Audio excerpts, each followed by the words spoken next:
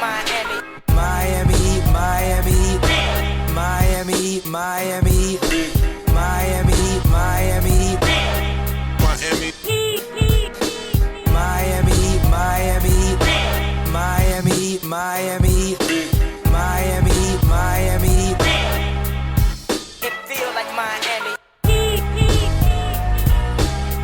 Welcome to the Heat Beat Podcast. I'm your host, Giancarlo Navas. And with me today, I have Kenny.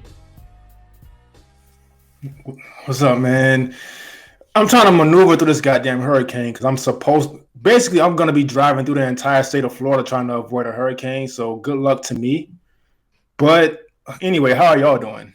We have quite a bit to talk about. Storm and media day, all sorts of crazy things. Officially kind of the start of the 2022-2023 season. On my right, we have Franky G. Yo, I hope that's the only hurricane we are talking about, because the other hurricanes we are not. No, they're not worthy to talk about. We're not talking about bad things right now. We're not trying to talk about bad things. I see chat says that there's no sound. Are we good? I see sound on my production Magical Bobs. So, let me know if there's something wrong or if we're too low or whatever. Preseason form. Huh? We're in preseason We're form in preseason form, baby. Okay, Christian says we're good. We are good. Tons to get to today. Media day was today. Lots of things were said. Comments from players that I like. Comments from players that some promises made. Lot of interesting places to start. But I do want to start with something that I've been trying to do on the show more often, and I really want to make it kind of a permanent thing, and it's what we're calling the community voice. Real name TBD. We don't know what the name is yet, but at the beginning of the show, whoever we have a guest on or our co-host, I want someone to ask a question to ask our community. So you put it in the YouTube comments, you answer there, you tweet at us, and then we'll discuss it at the beginning of one show, and then we'll ask a question at the next show, with whether we have a guest or we have co-hosts on. So last time we were asked, it was Alf, said, who is the Heat's third best player? And I thought that was an interesting question. Some of the people in the comments said it's obviously Tyler Herro. Some people said it's Kyle Lowry. And I want to go around the room here. Kenny, who is the Heat's third best player? So that's tough because the two names you mentioned both have a case for their particular reasons. But I will honestly not go the direction you think I'm going to go in. I'm going to go Kyle, just because of how, obviously Tyler was very crucial to the offense also, but we saw how they kind of fell apart at times when Kyle was out, just trying to get things going. And so I would still say Kyle at this stage. We love it.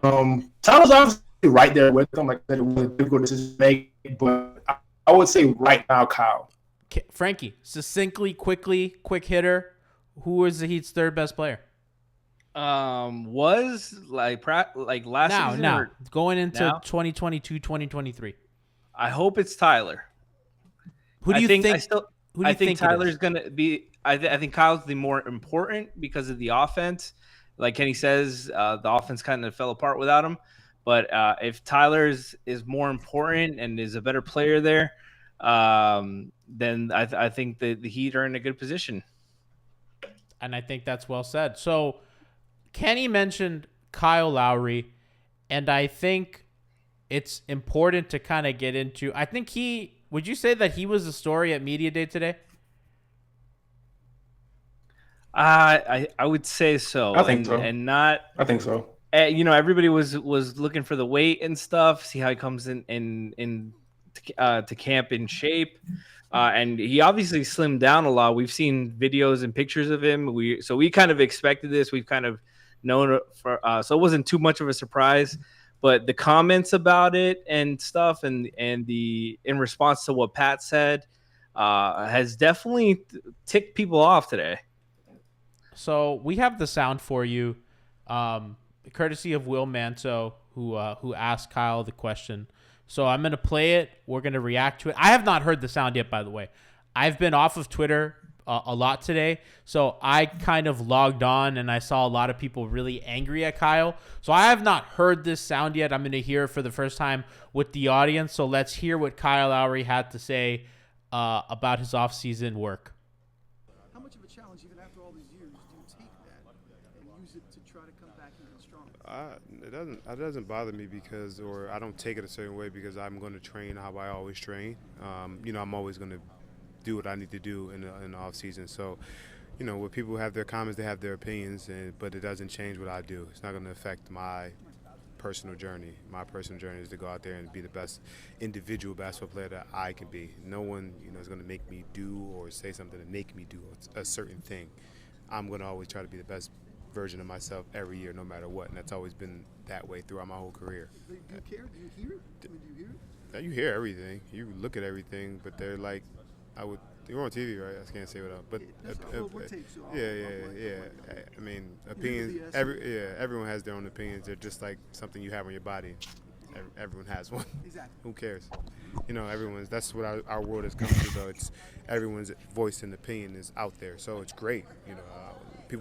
People should have opinions, but for me as a person of who I am in my individual life, nothing people's comments don't bother me. So that was Kyle Lowry, starting point guard for the Miami Heat. Kenny, I'll start with you. What did you make of that? How did you feel? Yeah. What's going on?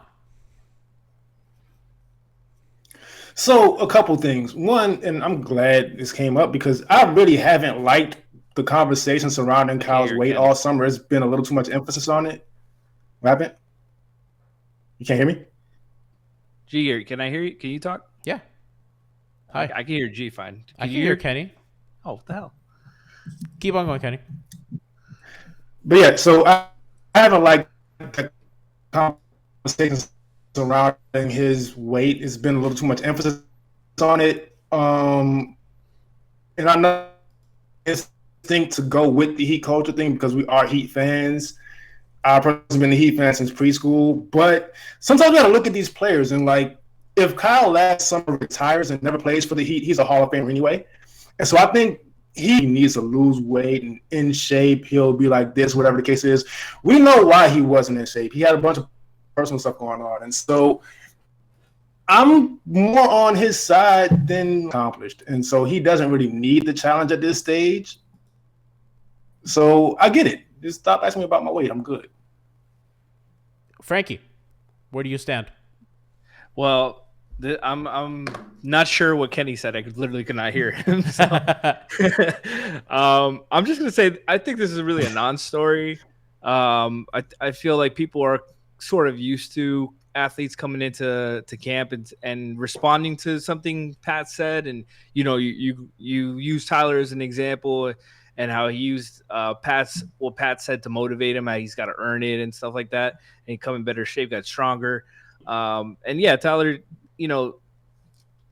I definitely think Tyler is a guy who needs those kind of words of encouragement. I think Kyle's a vet. Kyle's proven,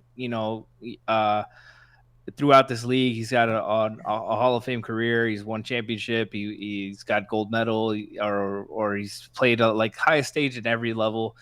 I don't think he needs that motivation, and that's really the point he was trying to say. And no context, hang overtime. Shout out to you. Says he could have worded it better, but his point is that he needs to get ready for the season. He's not just doing it because Pat says something. I think that's all it was. I think he saw that he needed to make some changes as he got older as well, and that's all it was. It's just not. Oh, I did this because Pat told me to do it. And he didn't want it to come across like that. He wanted to do it because he recognized he needed to do it too.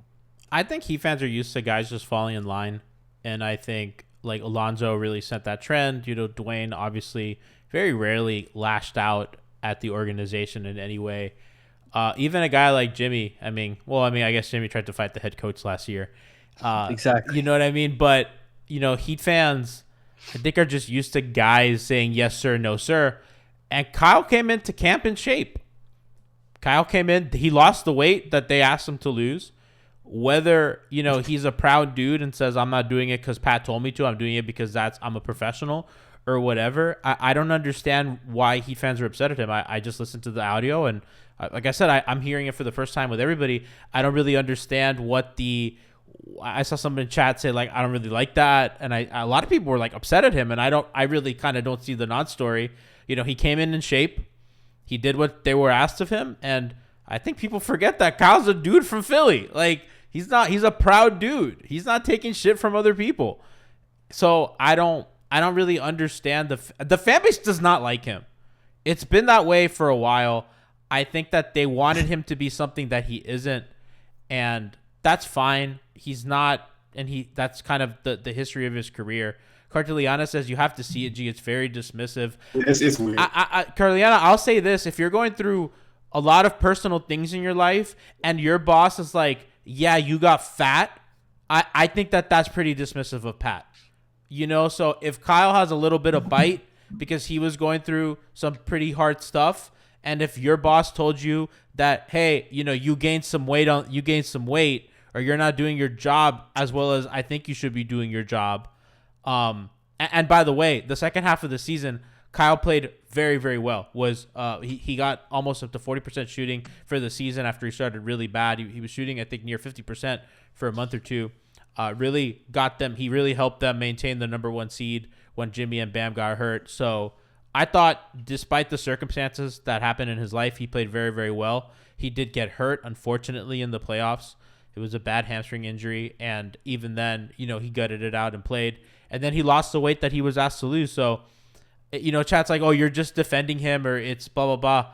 I'm just keeping it real, and I'm saying what I think is true, Franky. No, it's very true. And one of the things, we never see Pat really call out veterans like that have proven it.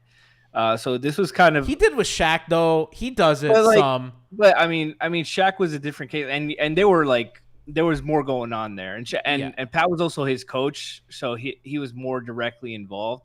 So I think that's a different circumstance. But we have Pat in the background, and I'm sure he's not involved in the day-to-day like he used to be. We've heard a lot of stories about Spo like kicking him out the doors. He doesn't want to hear him out of the rooms. Spo kind of chooses when to listen to Pat, and it's a different it's a different time right now. I'm sure a lot of fans aren't used to seeing somebody talk back to Pat like that, or talk about Pat like that. And I just took it more like, Kyle's like, I'm doing what I'm supposed to do because I need to do it, not because Pat told me to do it. Kyle was smart enough to recognize that he needed to make some changes, and he did so. And why is this? This is a story because there's no basketball right now. Like, it's not a big deal. Kenny, I love what Callie you said. Kyle is 38. People are reading way too much into the reaction of what a grown man, what was being told to do. Quick shout out to Tez Pickett for the tier 1 sub, and shout out to Elites XBL for the prime sub. Appreciate that support. We got content for you all season. But yeah, Kenny, I think that's well said. We have Prod by Pack saying, nah, he underperformed when we needed to in the playoffs, but I do wish him well and hope he gets better in year 2. I think that's pretty unfair, and I think Cal pretty much nailed it there. Where you at? Okay, well, Kenny just disconnected. Hopefully we'll get him back. But but Franky, like, these are the conversations that we're gonna have. I think that he has a contentious relationship with the fan base, and I think as we see in our chat, it's pretty divided. Oh, Kenny's back. I think. Yeah, I heard him this time. Okay, well, he's he fixes we get Kenny resolved. Franky, that's kind of where I'm at. Go ahead, Kenny. Yeah, so Kenny, go ahead. he underperformed the playoffs because he got injured. I think it's that simple. He was trying to play through an injury and it just didn't work out. But before they, like G said, he was playing well for the second half of the season. So I'm not gonna blame his injury on his weight either. It's just things happen like that. So it's overblown. It's not that much of a story, really. It's fine. It is a story. Unfortunately, it is going to be overblown. I don't think that. I mean, people need to remember that that Kyle butt heads with Masai, who is another accomplished general manager who I think Kyle respected a lot, and I think Pat likes the pushback. Pat loved Bam because didn't Bam curse him out during his workout? You know what I mean? Like, this is what Pat's a fucking crazy guy. He likes this stuff. So I wouldn't read too much into it. Carteliana says that she gets kind of like a bad vibe with this group, a weird vibe. Yeah. I mean, maybe. I mean, I've seen other people have that take as well. I've seen it a lot on the timeline. Yeah, like Greg Sylvander from 5 Reasons. Leif was Leif, yeah. we call him Leif on this show. Yeah, of course. But Leif was talking to some fans about that too, about the comments that I'm sure we'll get into about Jimmy on the 4. Jimmy, whether he or not he wanted to play the 4 and just stuff like that. I just think like I think that there is some stuff to like overanalyze this. Like there's a tendency to overanalyze this just because how last season ended and you felt like some of that stuff was out of your control because of injuries, because of personal reasons or whatever. Guys couldn't get over the hump, and there were question marks all regular season, even though they were the 1 seed. They never really had a great stretch with everyone healthy, with Victor available and everything. The last stretch of the regular season, obviously they looked good and they were playing well. Everybody was playing really well. But, we didn't get to see that in the playoffs because Kyle got hurt like game 3. So I think people are just overreaching this a little bit, overreacting. It's not a big deal. Like if games start happening and we start seeing something happen on the field, on the court, or Kyle gets suspended or something like that or fined, like then it's a big deal. It's a bigger deal. But this is nothing, guys. We're overreacting. I agree, and I think with that, I think we've given this enough time. I mean, we did have to address it, and of course, everyone's gonna make fun of me and say I put on the cape and all that stuff. I know, trust me, like this is what comes to the territory. But you brought up Jimmy, and I think that's a good segue to I think the biggest question of the next season and the one that we're gonna watch. We're obviously on Jay Crowder watch, which we're going to get into later, how Jay Crowder has become available, and Miami could kind of sneak in and maybe take him. Listen, I'm not going to lie. We all know how I feel about Duncan. I love my man, but, if it's Torrey Craig and Jay Crowder, I'm not hating that. Works out financially, that's all I'll say. But conversation about who plays power forward it was permeated all over media day. Caleb Martin says he put on 8 pounds, that he's ready for the role. Yurt said he wants to play with Bam more to fill some of those minutes, whether it's him or Bam at power forward. And obviously Jimmy Butler was asked. And this sound is courtesy of 5 Reasons. Ira Winderman asked Jimmy about playing the 4, and this is what Jimmy had to say. To talk to you about minutes at that role, is that something you could embrace eventually? And sort of your thoughts on where the team stands at power forward, please. I could play the 4, yes. If they absolutely need me to play the 4, I could, yes. If they absolutely wanted to have a conversation about me playing the 4, I could, yes. But I'm not playing. So that's Jimmy Butler.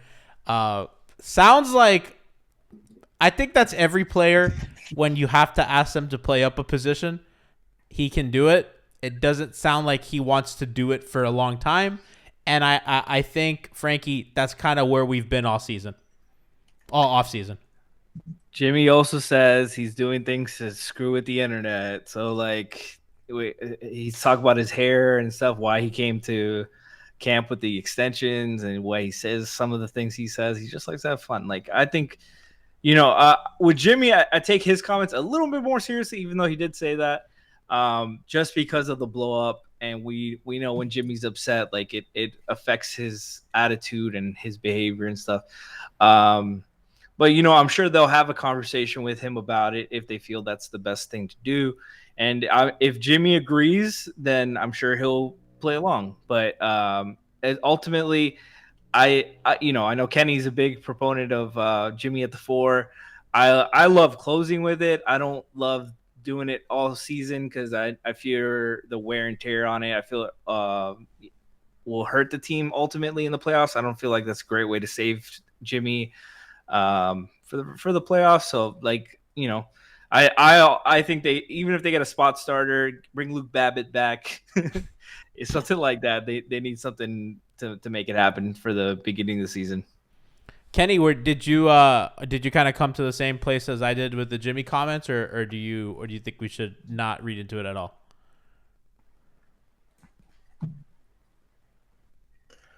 I would read into it. I think Jimmy was joking a lot, but at the same time, what he says does kind of go for the most part.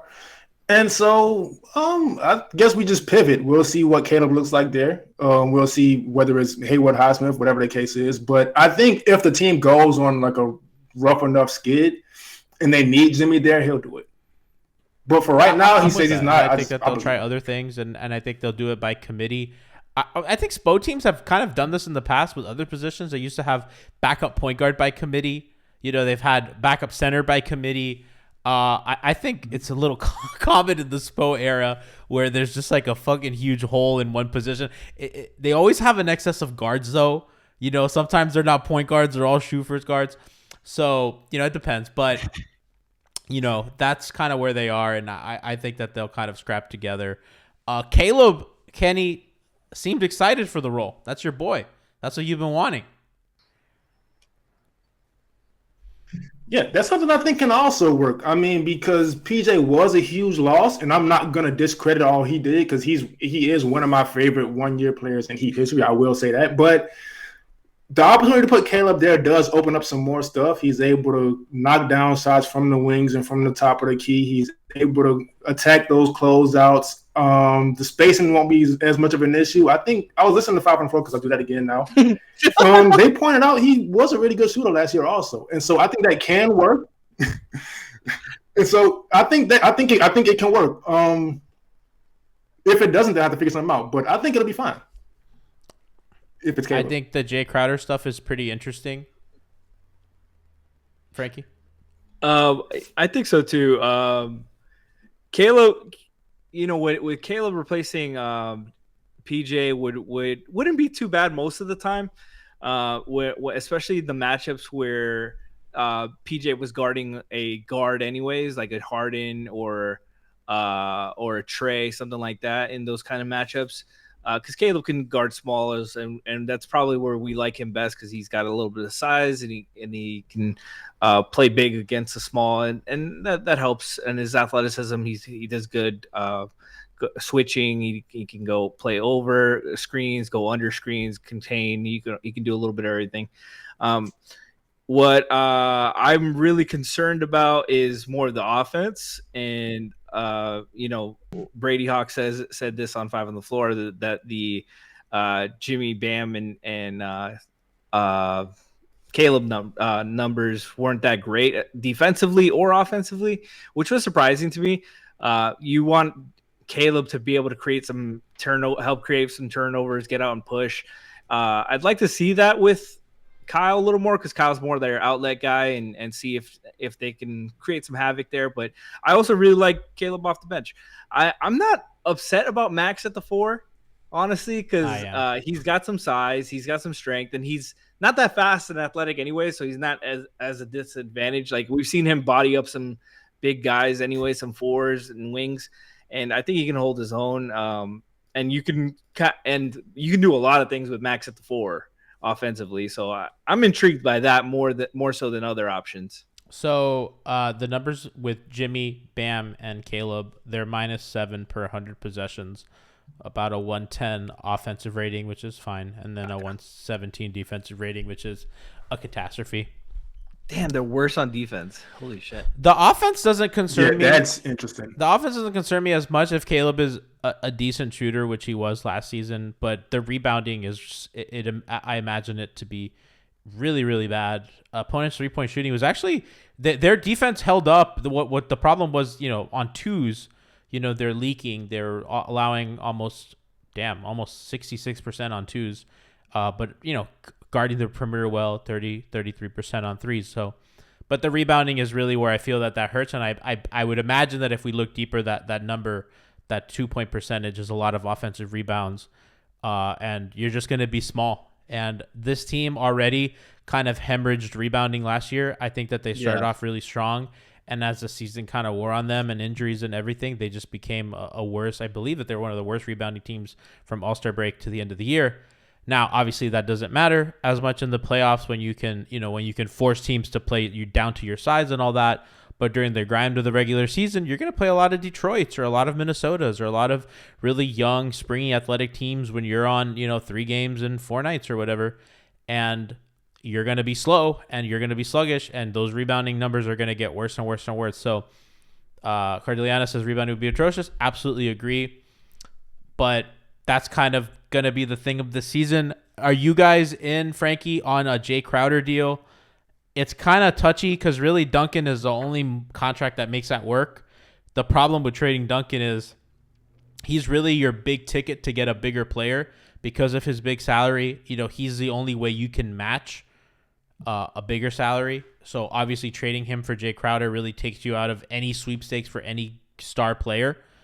I don't know if doing that for Jay is worth it. How do you feel, or do you just think the immediate hole is too big that needs to be plugged? I have a question. Do you know how long they'd be able to add Jay to another trade with other players? The same season. They would be able to do it? Yeah, as long as they don't re-sign him, yeah. You can flip him. And do that shit. As long as it doesn't cost you picks. If you can do a straight up 1-for-1 or like a minor, I'll do that. Just because that hole is too big, in my opinion, and I think just getting to the grind of the regular season, I don't think Jay would be the answer at the end of the season. But Jay becomes the answer at the end of the season because you can't make another move after that unless you trade Jay. But then at that point, I'm fine. But I'm fine with that. Like But you're fine with what? Like if you have Jay as the answer right now, and you can flip him if something better comes across. But you can't flip him for something better, is what I'm saying, because of his low salary number. Isn't his contract similar to Duncan's? No, he has a $10 million contract. Well, I mean, if something better comes along, you can try to patch something up. I think it's worth it to do it. But what I'm saying is that, like, now when you lose Duncan, that what you're suggesting becomes extremely difficult and probably unlikely. I've heard all the Twitter experts, bro. I just want you to know, because I want to have an earnest. And if that's fine, that's fine. I just want you to understand. No, I understand, but I think there's still more options with you might have to package some more guys, and Vic's contract's obviously a lot bigger. You can use Vic in a trade. You can use Dedmon in a trade later on, Caleb as well, and those pieces can help make up some of the difference later on as the season goes when they become eligible to be traded, and you can use some of that. And I think that's a little bit more appealing than just Duncan straight up, because Jay's also on an expiring, so I think you can use that to your advantage.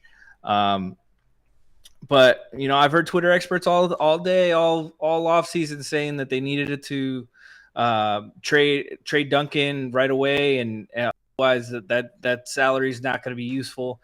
I think just the player, to be serious, just the player, Jay, the positional need, unless they really have something in one of these unknown guys that obviously they would know about, we wouldn't hear anything as of right now. I think you need to fill that hole. That you can't go into the season starting this small. That's totally fair. I don't think that's a bad answer. I don't know if I do it. I think if you're talking Torrey Craig plus Jay Crowder, I don't know if that Phoenix would do that, but if you're talking about something like that, I'm a lot more intrigued. I just think you hold on to your asset until you can get something better and not cash out at Jay Crowder. But I think cashing out at Jay Crowder might help you get through the regular season. And I got to be honest with you, if Jay Crowder can give you, I don't know if you can be worse on offense than PJ was in the latter part of the playoffs. And we've seen Jay Crowder be better in that same role when it counts. So I don't hate it. I think if that's your end of the year answer, It's not the worst thing in the world, and it'll certainly get you. I think it certainly makes them better. And if you're better, I think you try to take that. I also think they need a 4 that will stay out of the way a little bit more. Like Jay's appeal during the bubble was that he took those shots and he didn't clog the lane. Like PJ, when he stopped taking the threes, he stopped taking the open threes when they were there, and then he tried his in between game would like disappeared on him because injuries, scouting, whatever it was. But he just ended up clogging the lane for Jimmy and Bam more, and there were 3 guys in the paint, and so nobody else could drive, and that's not an option with this team. And also defensively, that's really where I'm concerned about, because and we'll talk about Bam. If you want Bam to shoot more, you want him to be more aggressive, be more of a hub offensively as a scorer. He needs to facilitate less, and he can't defend as much as he would need to if you're playing this small all year round. You saying Bam? Yeah. Like Bam's not going to shoot 15 attempts a game if he's got to fucking cover for everybody on the court and score for them too. I think defensively, you just really lean into switch and swarm. I don't know if obviously that's more on Bam. I think if anything, it's more on Jimmy. Because Bam's role is always going to be kind of moving around on guards and stuff like that. I think where it becomes kind of more difficult for you long term is Jimmy now has to do a lot more of the swarming, a lot more of the kind of dirty work, the physicality, the wear and tear stuff on him. Crab's like, Jay wasn't great in the 2020 finals. Seems like any 4 that they'd acquired would just be for 82, not 16. Yeah, I mean, like I said, the only guy, I mean, really, I haven't seen many other names thrown around, and it's a tough position, and everybody makes fun of me, but like, other than Barnes, I don't really see a lot of guys that you look at and you're like, yeah, that's a guy that is going to like make us a better offensive team in the playoffs at that position. So we'll see. They're going to have a whole half season till February to figure out who's going to be in that role. I think, Kenny, the most important thing from this media day was Bam looking at the media and making a promise that he wants to shoot about 18 shots a game. He really wants to be a more present scorer, a more aware scorer, to borrow from the great Siobhan Beslow. Kenny, I think that's the most important thing that was said all day, and I think it's really the only thing that matters.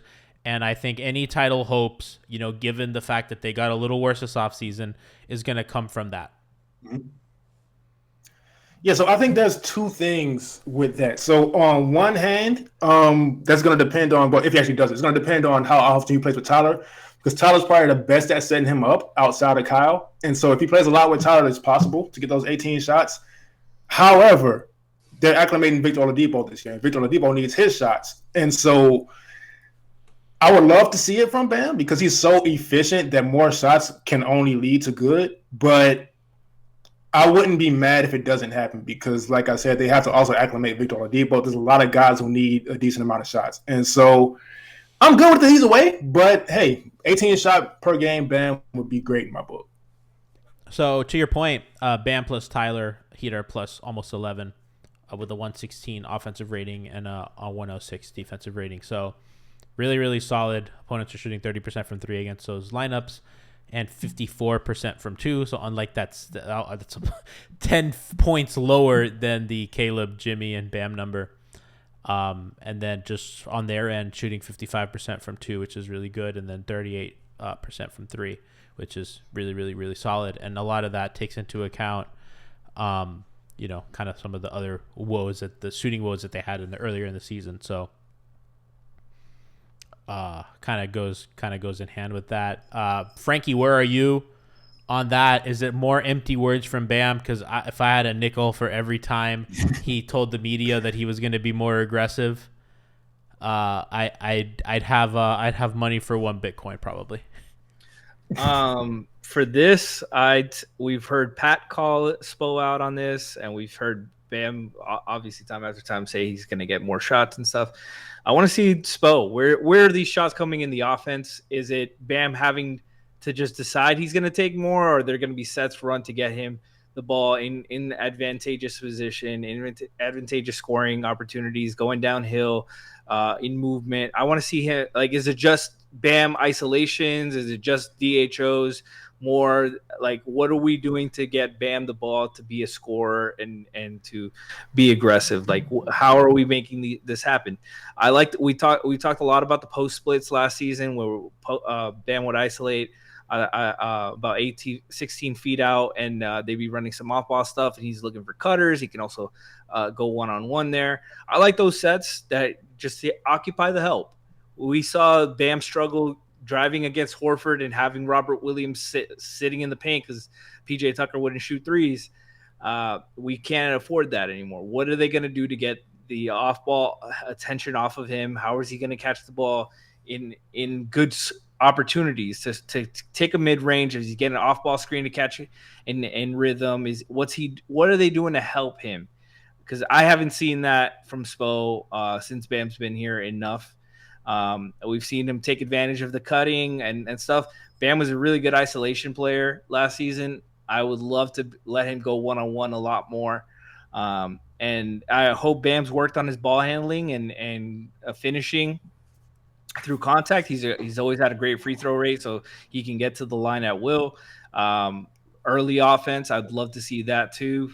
We talked a lot about Bam running the floor. He needs to do that more himself too, especially when he's switching on a guard. They need a gang rebound and get him the ball in transition so he can go to work and get a quick two. Those are things the team can do, and that'll empower Bam just to get the easier looks, the easier opportunities. When we stop opening the games with the DHO for Max or a drag screen for Max or Duncan or whoever the default shooter is, and the priority is getting Bam or Jimmy going, that's when I'll believe it. I think his kind of role as a scorer varies.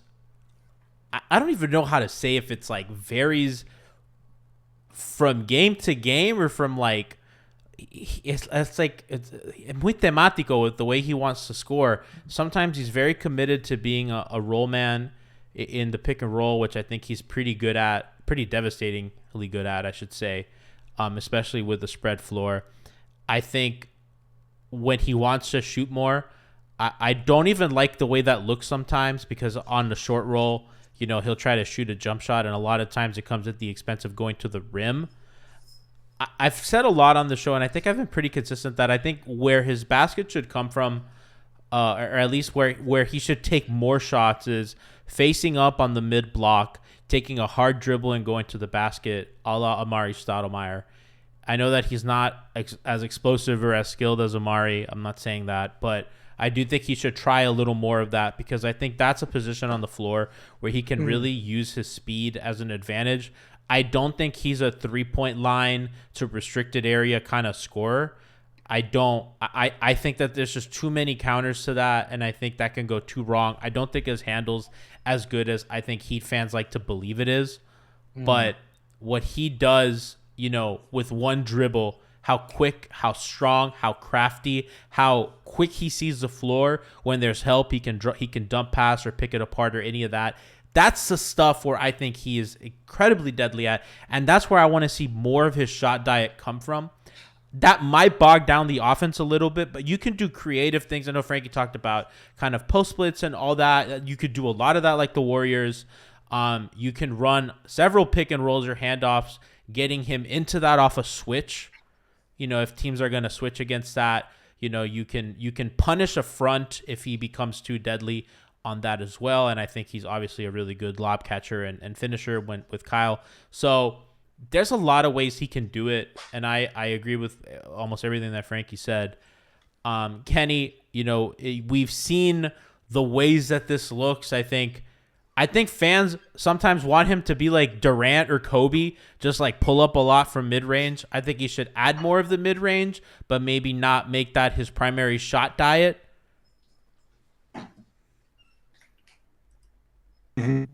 I don't know where you stand on that. I know that we're having a couple technical difficulties. Apologies to chat, but yeah, ultimately is Bam is he's going to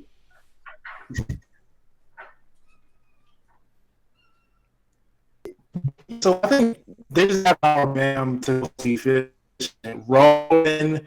And he doesn't have many options from there because he can't step back and shoot. He can drive past pretty much any five, but just I want to see. I'm right there with Franky. I want to see them run more stuff for him and get him going towards the basket and get him to finish. That's how he's going to get his shot attempts up, rather than just trying to create for himself. And I think they're gonna have. I think the Oladipo factor is gonna be interesting because I think he's gonna play a lot of minutes with Oladipo. I think Tyler Oladipo in the backcourt is gonna be pretty common. I think if I'm Spo, I want to stagger the rotation so that Gabe plays more with Jimmy, and Oladipo and Tyler play more with Bam, and then you get Kyle with Jimmy as well because Jimmy as a roll man was so deadly last season, especially with Kyle as his pick and roll trigger. And I think Bam and Oladipo can have a lot of offensive synergy together. I think Oladipo's an underrated passer, and I think that's kind of how the minute diet's going to go. But we'll see. A lot to get into. Training camp's going to start soon. I think the other question, guys, is who's going to be the backup 5 day one. I think obviously, Dedmon had the job, and then the back injury happened and it didn't look so good for Mechanic. I honestly think it's Yurt's job to lose at this point. We'll see in preseason and training camp. I think that's an underrated subplot for the Heat going forward. I don't know where you guys are, but for me, I think if Yurt doesn't win the job, then that becomes a little concerning, Franky. Yeah, like you said, they brought Dedmon back despite the back injury. I think a lot of us were surprised they brought Dedmon back. It made sense financially because he can be a little bit of a salary cap filler for them, and they needed some money to make some maneuvers and around the margins here. But from a depth perspective, it also made sense. You're gonna need the bodies, and those two are valuable players in the sense that they can get you through a regular season. Obviously, neither of them played in the postseason, so they weren't much factors. But you got 82 games to go through, and we don't expect any of our big four to get through it 82 games wise. So you need to fill out with quality, and both of them brought something to the table. I think Yurt's passing and rebounding will be very valuable for the team. I hope he's improved his finishing and shooting. It would be outstanding if he could be a pick and pop big. We got to see it at the NBA level. We haven't seen it on any level before, so that's a lot of projecting and hopefulness. But I'm with you. I think Yurt should win the job. If Dedmon is winning this job, Yurt's taking a step back, or Dedmon looks really spry. And I'm hoping it would be that he's looking really spry and good and healthy. But I think Yurt's at that point of his career where he needs to be outpacing Dedmon right now. I 100% agree. Kenny, I'm going to throw some numbers your way. Obviously, we knew the Jimmy Butler and Dwayne Dedmon combination last season. That looked incredible. Jimmy and Dedmon on the court together by year's end only finished at plus 5.6 net rating, 118, almost 119 offensive rating, 113 defensive rating. So not very strong defensively, but offensively, they did a ton of work. Dedmon and Tyler, which really spearheaded the first half of the year, the most destructive bench in the league, they finished at only plus 3 net rating with a 113 offensive rating, which is, again, disappointing considering how they were like plus Jimmy and Dedmon were like plus 20 almost going into All-Star break. So that really, really fell down a cliff. I'm kind of with Franky on this, Kenny, about Yurt, but I think that there's a spot, there's a role for Mechanic somewhere on this team. Yeah, so the thing is, with those numbers, I will factor in Dedmon's injury. Of course, and that's because a big part. He did look amazing before that. He looked pretty bad afterwards. Yeah, and so I think who wins the backup job is going to depend on what you're done this summer, because we do have to factor in like Denver all winning high IQ plays. I can't see him being off the floor too much, but I will say with his lack of a four, Spo may do some experimenting with Yurt and Bam if Yurt's been in the gym working on that jumper. And so Yurt's going to get some minutes, but I don't know if he's going to take Dedmon's spot just yet. I think that may be a decision that's made mid-season. I think it's going to be. I mean, I think it's. You think it's going to be made mid-season, not decided during preseason and camp?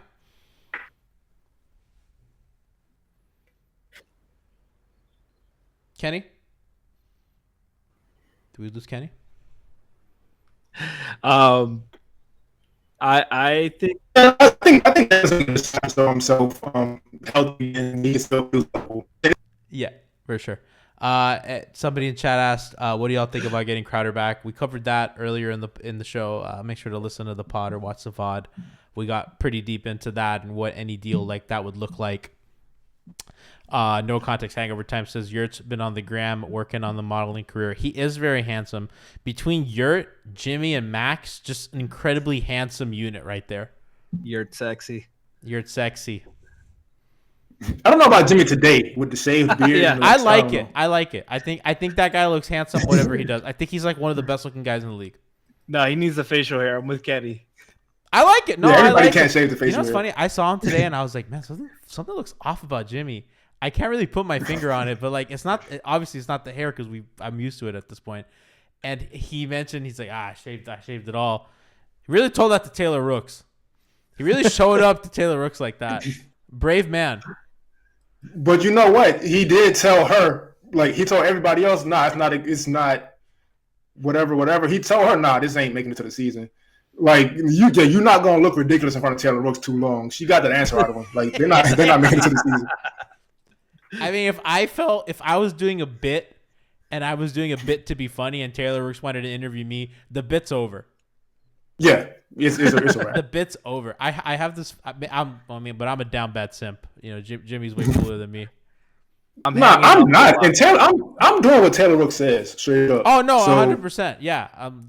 Yes, mommy. Whatever you say. Don't cancel me. If I was Jimmy and I got Taylor Rooks interviewing me, I'm hanging my locks on a coat rack and where they're supposed to go and putting them away forever. Real quick, They shared that interview that she had with Michael Beasley, where Michael Beasley is talking to her about using 10% of your brain.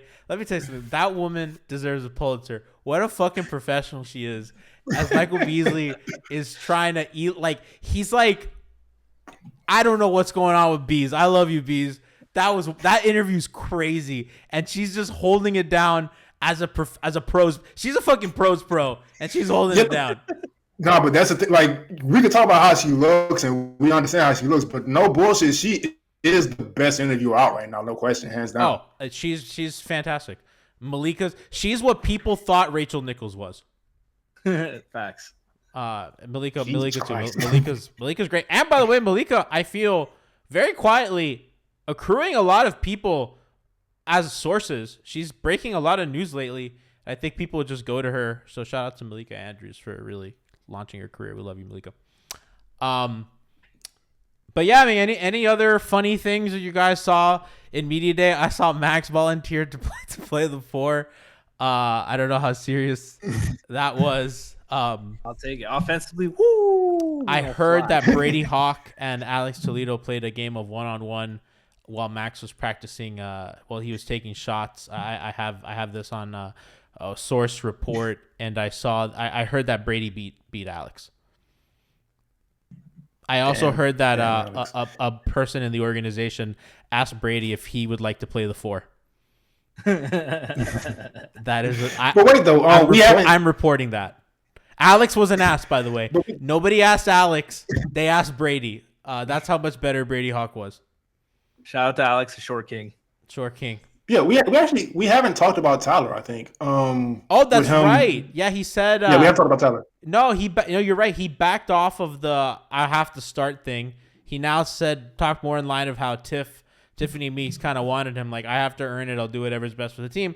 You know, kind of fall in line what people wanted out of Kyle. We're kind of upset about that too. Huh? Well, so This is what I will say about that though, because I don't really see it as him contradicting himself or walking anything back. Because all right, let me preface it with this. So when we think six man, we think Lou Will, but people don't know the only reason Lou Will became a six man is because the Sixers traded for Allen Iverson, and he just got typecast in that role. Jamal Crawford, a similar thing. Like just something happened, he ended up coming off the bench. He got stuck there for his career, and so Tyler does have to verbalize sometimes. Hey, this is not my end goal. And so I think he did that, and then coming into training camp, he's also like, "Hey, I'll do what it takes." But I wouldn't be surprised if he says again, "Hey, I want to start at some point," because he kind of has to if that's what he wants. But good to see he buys in either way. But I didn't take the initial thing as him making a demand like people did. I think he just wanted to verbalize his goals and make it known he doesn't leave a six man forever. So I was laughing because I saw on Twitter Kirk Henderson tweeted Anthony Davis to miss 4 to 6 weeks with a chip on his shoulder. which then reminded me of somebody once saying Raymond Felton has a chip on his shoulder and then he eats it. That's funny. So Tyler, I kind of took it like what Kenny was saying. Like he kind of stated his goals in the end of the year press conference. He was talking about starting, obviously, but what I didn't like was that he kind of said he feels like he's earned it. And like I get where he's coming from. He's definitely played really well. He's definitely been an important cog on this team. Offensive hub, got them through so many scoring droughts through the regular season, but he needs to earn it. That was the main point that Pat was saying, that he needs to come into camp, be a better player, be a better complete player overall, so they can give him the starting key. Because honestly, like off talent wise, he's our most talented player that would fit into that fourth starter. Like you could make the case. I think you could definitely make the case for like Vic, but I think with the shooting and compared to like Jimmy and Bam, like you need more shooters there. I think Tyler, if Tyler comes out defending in camp, if he does what he does offensively, comes a little bit more well-rounded overall. We saw that he can take the mid-range shot, get to his spots, but I'd like him to focus more on the three-pointers and layups aspect of scoring, getting to the free throw line more, creating havoc, and that passing game, improving the passing game, the reads. We saw some potential there, and he's to his credit, he's grown in that aspect every year. We saw in the playoffs, they threw some different looks at him, different coverages, and that's what happens when you're on the scouting report. You're going to get a lot of exotic looks, a lot of different looks from what you're familiar with, a lot of things that you're uncomfortable with. We got to see him play through that. And I think if he comes into camp working on that, I hope he's worked on that all offseason. I think, and if he earns it, I'm totally fine with that. I think Tyler starting could be really good for this team. I like the idea of Vic, finding his comfort off the bench and that's volume scored, defensive havoc lineups with the bench roles and stuff. And I think you can probably stagger a lot of lineups a lot better, a lot easier with Tyler or Vic starting. So I'm looking forward to it. But I'm not. I don't think Tyler backed off his goal for starting. I think he's just saying like he recognizes he's got to be better and he's got to earn it. Falls 9110 says y'all making way too much sense. Not sure this plays well to Heat fans. Heat fans are Miami Force fans are irrational, foaming at the mouth. Fanatics, fanatical. But good for Tyler. I'd like him to play off the bench. I doubt he does. If they can get Vincent to play off the bench, let me tell you something. Somebody deserves some sort of award. Because I mean, like, listen, a kid's gonna want to start. Like, I don't know, you'd want to fucking start. Would you want to play off the bench? No, you want to. I mean, you may think it's dumb, but like, dudes like to start. It's you like to be in the graphic. You like to be the marquee player. You want the introduction with the little fire machine. The fire machine's cool. You want Michael Biamonte to say your name like that and have the pageantry and the little opening video, and you want that. You know what I mean? And maybe Tyler's like, I'm better than Caleb Martin and I should be on the video, not Caleb Martin. Or I should be walking through the fire jet thing that they have at the arena. You know, I want Mr. Bill to wave a flag near me as I'm running to center court. You know, I deserve those things. I want to be a tip off. So let's see how that goes. I think his best role is off the bench, but you know, I think he's good enough to start. But I think just given the construction of the team, but maybe not. I think more than anything, you know, maybe last year I would have said to keep him on the bench because the bench needed a little punch. I think this season it's more of just a positional weirdness because, you know, I think Oladipo as your lead guard off the bench is totally adequate and I think probably really good. But moving Tyler to the starting lineup, now you become a little worse defensively. You know, now it's like, well, I think Max is just better off of Jimmy than Tyler is. Well, that's also basing it off last year. That was the point. If Tyler has improved defensively and has committed to playing harder defensively, then you know we can say we can't take last year's numbers into account. So we'll see. And so here's what I will say too about Tyler. He has a point in this sense because if you remember so many games last season, the offense just could not get off the ground until he stepped in. And so I see that. I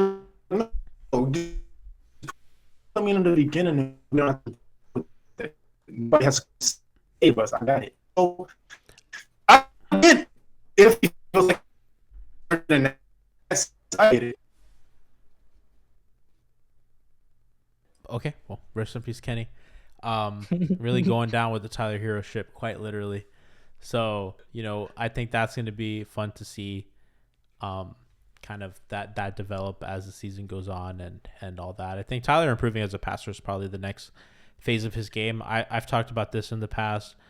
I think it's just funny that Kenny just fucking literally went down with the ship. Tyler, I think he sees plays develop like a second late, Franky. Mm-hmm. And I think you can see it in real time when the windows, like he notices, oh, the window just closed. And it's always like a second too late. So I think that's the next kind of progression in his game. And I think he's enough of a shooting and a scoring threat in which and I think he's gotten very good at leveraging his shooting to create space because he's not like the fastest. He just, you know, he doesn't have a John Wall first step. Let's put it that way. Right.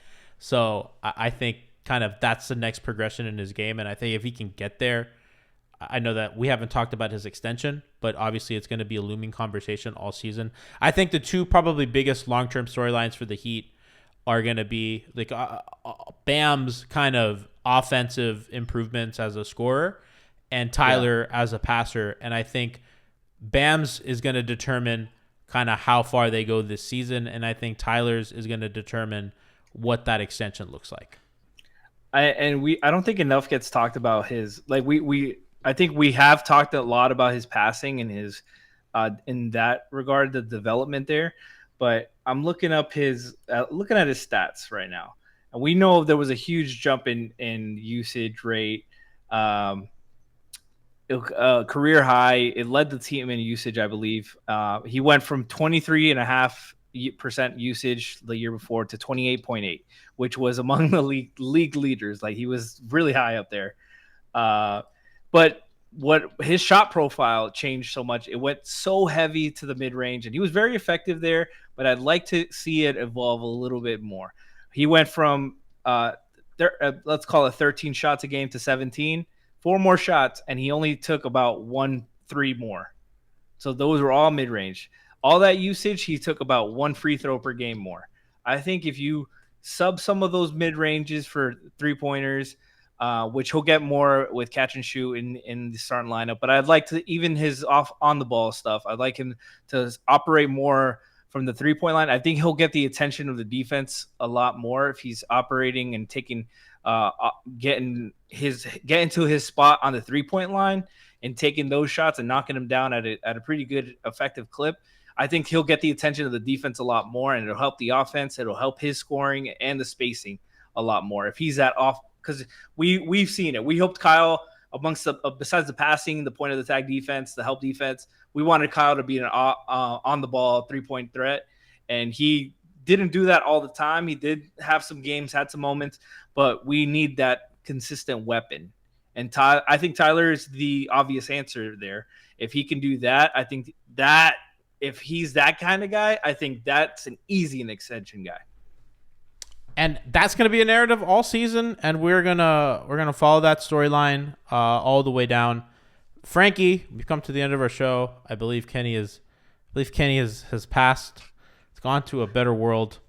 Dang, Kenny Tucker. Rest in peace, the king, Kenny. Let's end the show with again. Nobody has suggested any good names. I don't want to call it the community voice. I'm stealing the name from the podcast. Oh, there he is. He's back. I've mentioned this in the past. This is an idea that a podcast that I listen to called Radio Melee does, where they ask kind of the community a question to kind of get everybody involved. Franky, since you haven't been on the show in a while, is there a question that you want to ask the community where they can answer in the YouTube comments and we respond to it next pod? Let's say, let's take it on topic. Who should be the backup 5 to start the season? Yurt or Dedmon? Ooh, that's a great one. We got our answers. Interested to hear from the community, from the listeners, the stream watchers, everybody. Make sure to leave a comment on the YouTube video, and we'll read them on air and have a discussion about it at the top of next show. And again, this is something I want to continually bring to what we're doing. I think it's a fun idea, and I think it's a good way to get our guests and our community involved. So kind of be on the lookout for that. This is our 10th season. This is the beginning of our 10th season of Miami Heat Beat. So, we'll do tons of self-involved 10-year anniversary stuff throughout the season. We have a couple announcements coming up this week or next week on Hangover Time, on Miami Heat Beat, on lots of things that we have coming for you guys. Some changes, some interesting things coming. And so be on the lookout for that and everything that's going to come with 10 years of Miami Heat Beat. Our 10th season starts today. Brian and I started 10 seasons ago. It's pretty insane that here we are. We've covered teams from LeBron to Dion to fucking Tyler Johnson to Jimmy to everything in between. So hopefully, as our first year did, this ends in a title. Hopefully that'll be good luck. Somebody's asking whatever happened to the hotties. Stay tuned. May have an announcement on that coming up. So be on the lookout for that and everything. And we love you guys, and we'll see you. We're gonna be back. I think it's my intention once training camp's kind of full swing to do 2 shows a week again as we ramp up for the season. So we'll see more of us.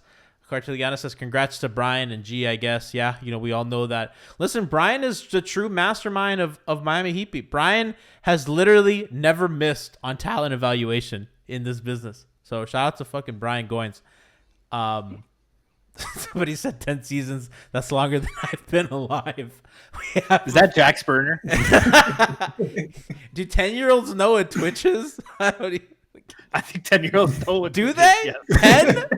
10's young, dude. Absolutely. Do they know? That's who's on here, really. They get iPads at like 4 now. Like, are they watching Twitch? Do they know who QXC is or whoever? I don't even know. Let me tell you something. There's been a lot of Twitch drama. Franky, I don't know who any of these fucking Twitch streamers are. I was like, who's this guy who scammed everyone? Who is this other guy? I don't know who any of these people are. I have no idea either. All I know is Heat Beat number 1. Heat Beat number 1, baby. Let's go. See you next week.